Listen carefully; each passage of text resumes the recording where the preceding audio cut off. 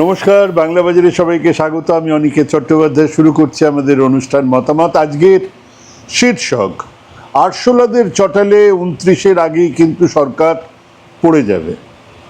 হ্যাঁ, আজকে এটা নিয়ে আজকে আমাদের আলোচনা, এবং আলোচনার শুরুতে যেরকমটা রোজ বলি আজকেও বলবো, বাংলা বাজার সাবস্ক্রাইব করুন, লাইক করুন, শেয়ার করুন, কমেন্ট করুন, আর যদি পারেন, যদি সম্ভব হয়, তাহলে আমাদের একটা সদস্য পদ আছে, সেটা নিন।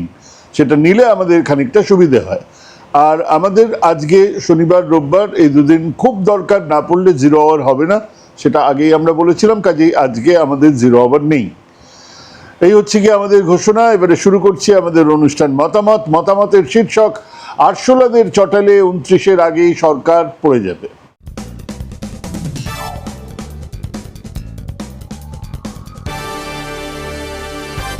আজ আলোচনার শুরুতে তিনটে ঘটনার আপনাদের কথা বলি, তার বিবরণ আপনাদের দিই। একটা তো আমাদের রাজ্যের, যা এতদিনে সবাই জেনে ফেলেছেন। হ্যাঁ, বাঁকুড়া জেলার ইন্দাসে এক গ্রামের কথা। এক আরশোলাপন্থী সেখানে স্কুলে গিয়ে জানার চেষ্টা করেছিল স্কুল কেমন চলছে, স্কুলের হাল কেমন, মাস্টারমশাইরা কজন আছে, ছাত্রদের পড়াশুনো হচ্ছে কিনা, ইত্যাদি ইত্যাদি ইত্যাদি। তো ঘরে ফেরার পরে রাতে সেই দিমাগি নকশাল বা আরশোলাকে পিটিয়ে মেরে ফেলার জন্য হাজির হলো বিজেপির কিছু নেতা কর্মীরা। হ্যাঁ, সেই ছেলেটা এই অভিযোগই করেছে। এরপর তাকে না পেয়ে পরিবারের সামনেই পেটানো হলো, বেধড়ক পেটানো হলো এই ছেলেটির বাবাকে।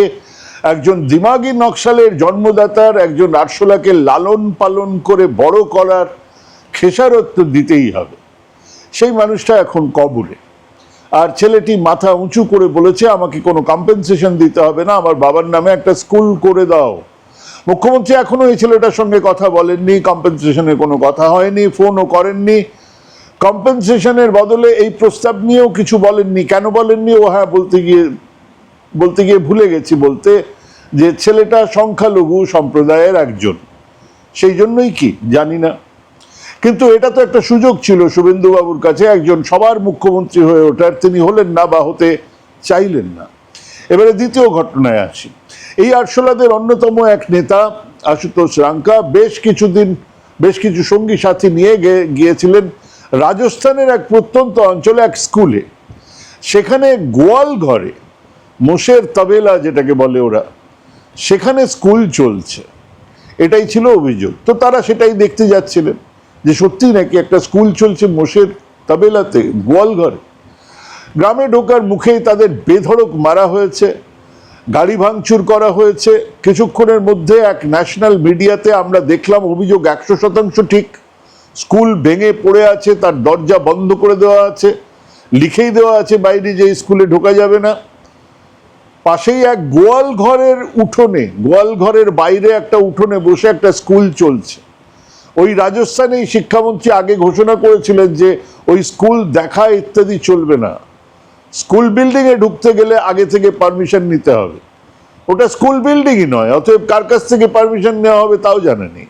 এরকম বহু স্কুল আছে যেখানে বিল্ডিংই নেই। কাজেই রাজস্থানের শিক্ষামন্ত্রী যা বলেছেন সেটাও ভেবে বলেননি। কাজেই এই দিমাগি নকশালদের দে ধোলাই মেরে মাথা ফাটিয়ে দেওয়া হয়েছে। 3 নম্বর ঘটনা আরো মজার। ওই আরশোলাদের সর্বোচ্চ নেতা অভিজিৎ, তাকে নিয়ে সে আবার একটা স্কুলে দলবদল নিয়ে সমস্ত চলে গেল। গিয়ে দেখেন নতুন থালা কেনা হয়েছে, নতুন স্টিলের চকচকে থালা সবার হাতে, ছাত্রদের খাবার দেবার জন্য। তো দেখে একটু খোঁজ নিতেই জানলেন যে সেদিনে নতুন কেনা হয়েছে। তো ভালো, ইন্সপেকশন শুরু হতেই যদি ছেলে মেয়েদের জন্য নতুন থালা কেনা হয়, ভালো জামা কাপড় দেওয়া হয়, ভালো, খারাপ কি? ভালো। তারপর তিনি জানতে পারলেন যে ওই স্কুলের ছাত্রদের যারা বসে আছে সামনে, তাদের অন্য এক জায়গা থেকে, অন্য এক স্কুল থেকে ভাড়াতে আনা হয়েছে। প্রাইভেট স্কুলের ছাত্রদেরকে এনে ওখানে বসিয়ে রাখা হয়েছে, বলা হয়েছে যতক্ষণ ইন্সপেকশন চলবে ততক্ষণ তোমরা বসে বসে কেবল খেয়ে যাও। বুঝুন কাণ্ডখানা, মানে কি চলছে। সারা দেশের প্রাথমিক শিক্ষার অবস্থা কিন্তু এটাই। আর এটা কোনো একটা জামানার বিষয় নয়, ধারাবাহিকভাবে প্রাথমিক শিক্ষা অবহেলিত। আর গত 12 বছরে তার চুলোর দৌড়ে চলে গেছে, কারণ দরকারই নেই। দরকার তো হিন্দু রাষ্ট্রের জ্ঞান বিজ্ঞান চর্চা, না। দেশের 90% প্রাথমিক স্কুলে মেয়েদের জন্য আলাদা টয়লেট নেই। দেশের 1 লক্ষ এমন স্কুল আছে যেখানে কেবল একজন মাস্টারমশাই আছেন। 70% প্রাথমিক স্কুলে একটা ঘরে 4টে করে ক্লাস চলছে, ছাত্রদের বসানো হয়েছে। অবশ্য আমি সরকারি স্কুলের কথা বলছি। আপনি দেখেছেন কোনো মন্ত্রী, বিধায়ক, সাংসদ, নেতা, কাউন্সিলর, আইপিএস, আইএএস থেকে একেবারে বিডিও পর্যন্ত কোনো আমলার, কোনো বাচ্চাদের, কোনো আমলার সন্তানদের সরকারি স্কুলে পড়তে, মন্ত্রীর সন্তানকে সরকারি স্কুলে পড়তে একজনকেও পাবেন।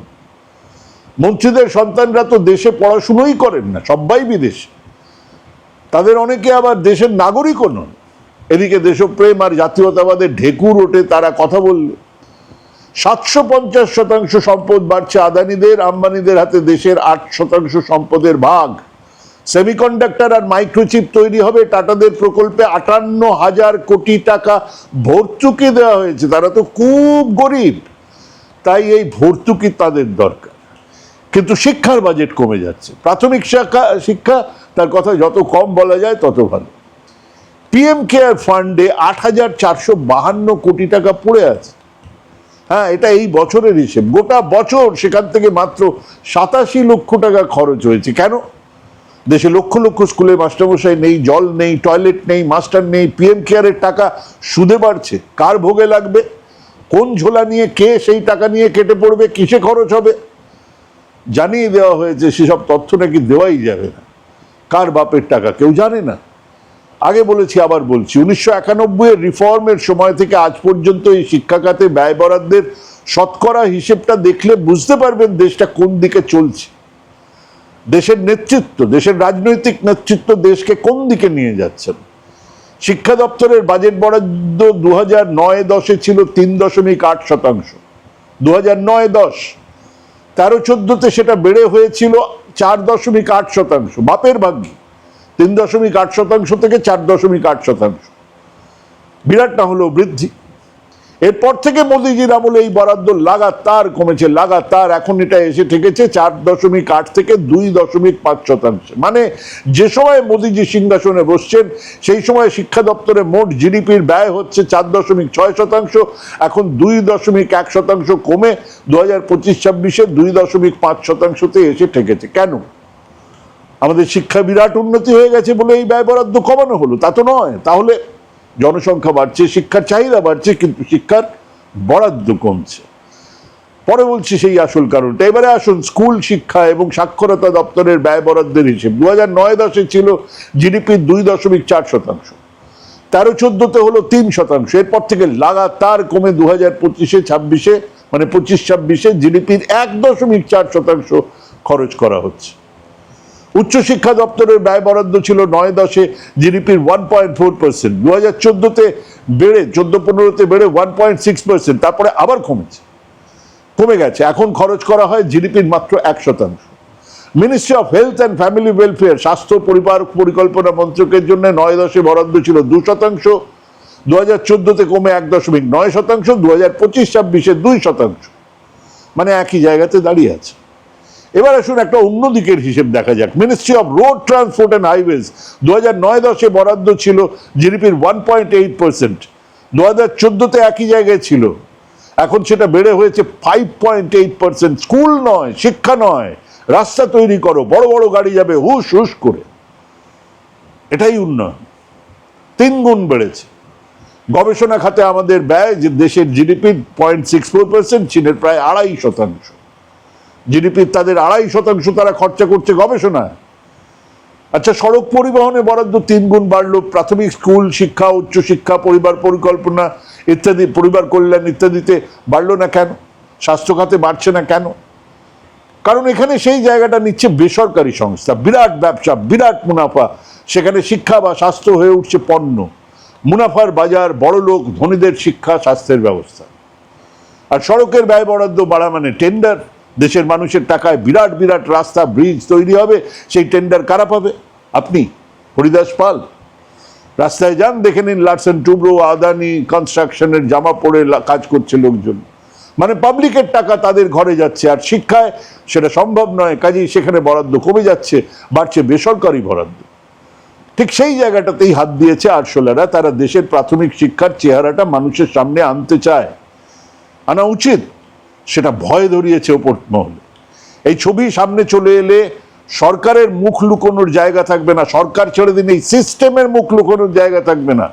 আর সেই জন্যই মোদিজি লালকেল্লা থেকে এক দাওয়াই দিয়েছেন, দেশের দিমাগি নকশালেরা ঘুরছে, তারাই গন্ডগোল পাকাতে চাইছে। আর সেটাই গ্রাউন্ড লেভেলে, সেটা ওই যাদবপুরের বিধায়িকাই হোক আর রাজস্থানের প্রত্যন্ত অঞ্চলে গ্রামের বিজেপির নেতা হোক, একইভাবে তারা যারা এই কথাগুলো বলছে, যারা শিক্ষার কথা বলছে, মন্দির মসজিদ বাইনারির বাইরে গিয়ে অন্য রাজনীতির কথা বলার চেষ্টা করছে, রাজনীতির ইস্যুগুলোকে অন্য ধারে নিয়ে যাওয়ার চেষ্টা করছে, যারা শিক্ষা স্বাস্থ্য রোজগারের কথা বলছে, তারা সবাই আরবার নকশাল, দিমাগি নকশাল। একদিকে তাদের সঙ্গে বসা হচ্ছে, ভানখানা এরকম একটা ভান যে দেখুন আমরা কথা বলতে চাইছি, অন্যদিকে বিশ্ববিদ্যালয়ে ঢুকে তাদের মারো, তাদের স্কুলে ঢোকার চেষ্টা করলে তাদেরকে মেরে পাট করে দাও। এইখানেই একটা ভুল হয়ে যাচ্ছে। এতদিন প্রচলিত পথে বিরোধী রাজনৈতিক দলের নেতারা এইসব কথা বলেছেন, আর ক্ষমতায় এলেই চোখ উল্টে ঊর্ধ্বনেত্র হয়ে বসে থেকেছেন। কিন্তু আজ যারা বলছে তাদের বিশ্বাসযোগ্যতা নিয়ে কোনো কথা হবে না, তারা জানিয়ে দিয়েছে তারা নির্বাচনে নামছে না। কাজেই তারা পাবলিকের কাছে প্রথমেই নিজেদের বিশ্বাসযোগ্যতাকে তুলে ধরেছে। এবারে তারা বিভিন্ন রাজ্যে ঘুরে স্কুল, বিশেষ করে প্রাথমিক স্কুলগুলোর হাল শোধরানোর কাজে হাত দিয়েছেন। এবারে তাদের গায়ে হাত পড়লে কিন্তু এই আন্দোলন দাবানলের মতো ছড়িয়ে পড়তে এতটুকু সময় নেবে না। আশুতোষ রাঙ্কা বলেছেন আমরা এবারে ওই রাজস্থানের শিক্ষামন্ত্রীর পদত্যাগ চাই। হ্যাঁ, এবারে জমায়েতটা জয়পুরে, গোলাপি শহরে জড়ো হবেন আরশোলায়। আমি বলছি না যেসব জায়গাতেই তারা সফল হবেন, এটা আমি মনেও করি না সব জায়গাতে তারা জিতে যাবেন, কিন্তু এখনো পর্যন্ত সাকসেস রেট 100%। কাজেই মোদিজি মাথায় রাখুন, আরশোলাদের গায়ে হাত পড়লে গদি নিয়ে টানাটানি হবে। দেখুন না, খুব সাধারণ ঘটনা। বলা হয়েছিল যন্তর মন্তরে পেলেট গান চলেনি, এবারে সেই পেলেট গানে আহত একজন যুবককে নিয়ে গতকাল রাহুল গান্ধী স্থানীয় থানায় গেলেন, বসে রইলেন এবং শেষ পর্যন্ত পুলিশ এফআইআর নিতে বাধ্য হলো। মানে প্রশাসন থেকে শুরু করে সর্বত্র মেসেজ চলে গেছে, আরশোলাদের প্রতিবাদের হাতে গরম ফল দেখা যাচ্ছে, হাতে গরম রিয়াকশন দেখা যাচ্ছে সর্বত্র। আচ্ছা, আমরা কি কিছু করতে পারি না? ছোট্ট করে আমরা আমাদের মতন করে, আমাদের সদস্যরা, বাংলা বাজারের দর্শকেরা, আমরা কিছু করতে পারি না? ভাবুন না, একটা দেশ গড়ে ওঠে শিক্ষার ওপরে ভর করে, আর সেই শিক্ষার সবচেয়ে গুরুত্বপূর্ণ স্তর হলো প্রাথমিক শিক্ষা। আমরা সেখানে কিছু নিশ্চয়ই করতে পারি। শ্রীরামচন্দ্রের সেই সেতুবন্ধনের কাহিনীতে এক কাঠবিড়ালির যেটুকু ভূমিকা ছিল, আমরাও তো সেই ভূমিকা নিতেই পারি। আপনার মোবাইল ফোন নিয়ে চলে যান না আপনার পাশের সরকারি প্রাইমারি স্কুলে, কোনো ঝামেলা না করে সেখানকার অবস্থার খানিকটা ভিডিও করে পাঠিয়ে দিন আমাদের কাছে। আমরা দুভাবে এই কাজটা করার চেষ্টা করব। এক, যারা আমাদের এই ভিডিও পাঠাবেন আমাদের অনুষ্ঠানে দেখাবো কে কোন ছবি পাঠালেন। যদি নিজেদের নামধাম গোপন রাখতে চান সেটাও আমরা দেখাবো, মানে সেটাও আমরা করব, গোপন রাখবো। মানুষ দেখুক দেশের ভবিষ্যতেরা কিভাবে পড়াশুনো করছে, ভিডিওর সঙ্গে স্কুলের নাম, কতজন ছাত্র, কতজন মাস্টারমশাই আছে সেটাও লিখে দেবেন। দুই, আমরা এই ভিডিও সম্পাদনা করে ওই আরশোলা বা বিভিন্ন সংগঠনকে পাঠাবো, তারা সেরকম বুঝলে সেখানে যাবেন, আন্দোলন করবেন। কোনো ঝামেলা না করে 2 কি 3 কি বড় জোর 4 মিনিটের ভিডিও তুলে ইমেল করুন oniket9163@gmail.com, oniket9163@gmail.com-এ পাঠান। বা আপনারা কেবল হোয়াটসঅ্যাপ করতে পারেন, হোয়াটসঅ্যাপ করবেন, কল করবেন না। 9073335828 এই নম্বরে কেবল হোয়াটসঅ্যাপ করবেন, ফোন নেওয়া সম্ভব হবে না। আমরা সবাই মিলে মাঠে নামলে আমার বিশ্বাস আরশোলারা যে কাজ শুরু করেছে সেই কাজকে খানিকটা আমরা এগিয়ে দিতে পারবো। এবং আবার বলছি, প্রাথমিক শিক্ষাকে উন্নত না করতে পারলে দেশের সার্বিক বিকাশ বা উন্নয়ন সম্ভব নয়। আরশোলারা সেদিকে নজর দিয়েছে, তাদের এই কাজ আটকানোর চেষ্টা করলে, তাদের গায়ে হাত পড়লে কিন্তু সরকার পড়ে যেতে পারে। আশা করব আপনারা মোবাইল নিয়ে দেশটাকে একটু সাফসুত্র করার কাজে নামতে দ্বিধাবোধ করবেন না। পরবর্তীতে আরো বিস্তৃত করে বলবো, আপাতত এইটুকুই। ভাবুন, ভাবতে থাকুন, আমিও ভাবছি, ভাবা প্র্যাকটিস আমিও করছি, আপনারাও ভাবা প্র্যাকটিস করুন। ভালো থাকবেন, সুস্থ থাকবেন। আজকে এখানে শেষ করছি। নমস্কার।